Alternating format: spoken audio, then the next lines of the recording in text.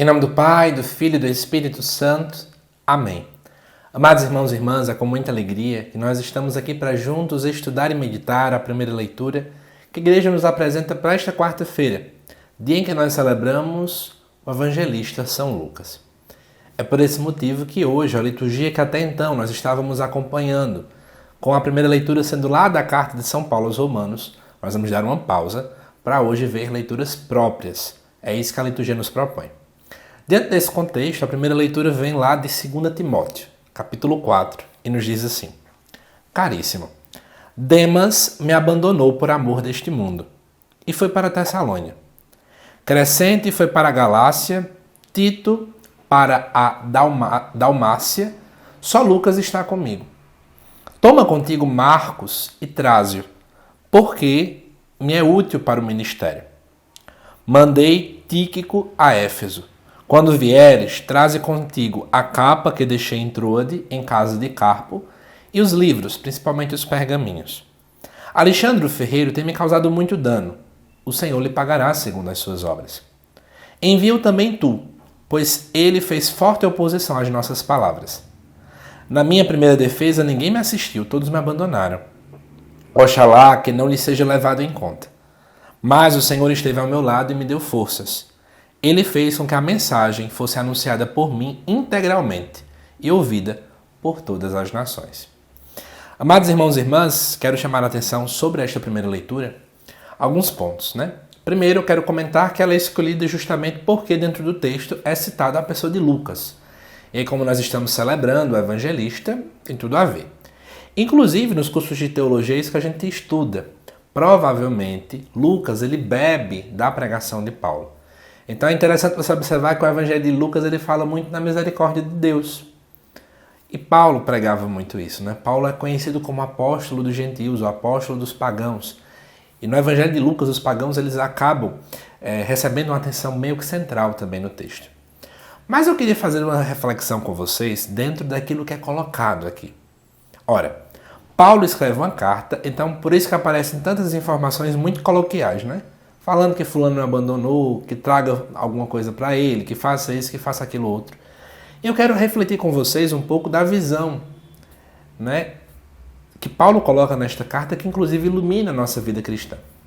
Por exemplo, ele coloca que Demas o abandonou porque ama mais o mundo do que a evangelização.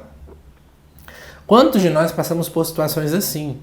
Pessoas nos abandonam no meio da caminhada porque querem regressar à vida velha, porque não querem mais caminhar nesse discipulado que a gente está lutando por caminhar.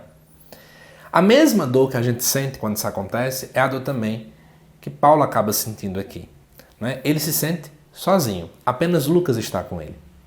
Podemos fazer uma reflexão aqui pra gente, de modo muito rápido. Quantas vezes eu sou Lucas na vida do outro? Quantas vezes eu sou aquele que estou presente quando o outro se sente tão só? Podemos refletir um pouco sobre isso, né? Quantos Paulos existem ao nosso redor que estão precisando do nosso apoio? Outra coisa é que ele fala sobre a importância da pessoa de Marcos ser útil para o seu ministério. Embora eu saiba que São Paulo é alguém tão importante, né, tão grande dentro da dinâmica da igreja, alguém que a gente sempre enxerga, né, como alguém tão guiado por Deus, ele enxerga que os outros também são úteis para o seu serviço, para o seu ministério. Quantas vezes a gente vive numa realidade de vida onde parece-nos que o outro, né, não é tão importante que eu possa viver sozinho. As pessoas, né, que fazem tudo sozinhas, que são autossuficientes, que não querem viver a vida em comunidade. Dentro da caminhada da igreja, a gente tem que colocar na nossa cabeça, né, de modo muito claro, eu preciso da ajuda do outro. Eu preciso do auxílio do outro. Eu preciso dar as mãos ao outro, né, para que nós possamos caminhar juntos. Depois ele vai inclusive colocar, né, traga tal coisa para mim e tal, aí ele fala no versículo 14 de um tal de um Alexandre, um tal de um ferreiro, que tem causado muito dano. Ao invés de ele talvez jogar uma praga, amaldiçoar esse Alexandre, ele apenas fala, Deus vai pagar segundo as suas obras. Eu acho isso muito legal. Gente, eu vou falar de minha pessoa, né? Eu tenho características de que às vezes eu sou extremamente enérgico.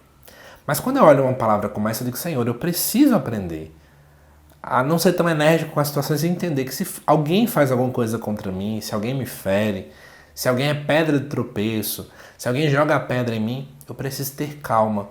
Porque é Deus quem vai fazer com que aquela pessoa ela acabe tendo as consequências diante dos atos dela. Ou ela se converta depois e é com Deus de novo, ou então Deus vai fazer com que ela de fato entenda que ela estava errada. A gente precisa entender isso. Às vezes a gente parece que quer ser mais juiz do que Deus. Parece que ao invés de deixar Deus conduzindo a humanidade, eu quero conduzir, eu quero ser Deus de todas as situações. A gente precisa mudar um pouco essa postura, não é? E aí é interessante que depois Paulo, no versículo 16, ele acaba colocando que se sentiu só. Se sentiu abandonado. Mas ele fala, mas Deus esteve ao meu lado e me deu forças. Em nosso total abandono, Deus sempre nos dá forças.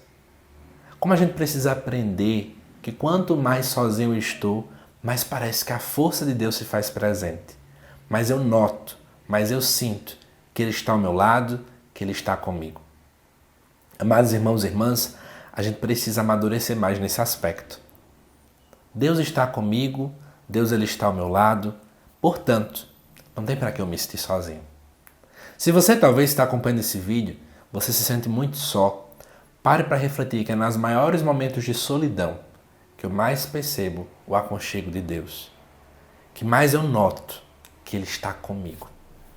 Então que a gente possa refletir sobre isso à luz, hoje, desta primeira leitura. Né? E eu aguardo você daqui a pouco aqui no canal às 7 horas da noite, para o estudo do Evangelho também, deste dia. Até mais!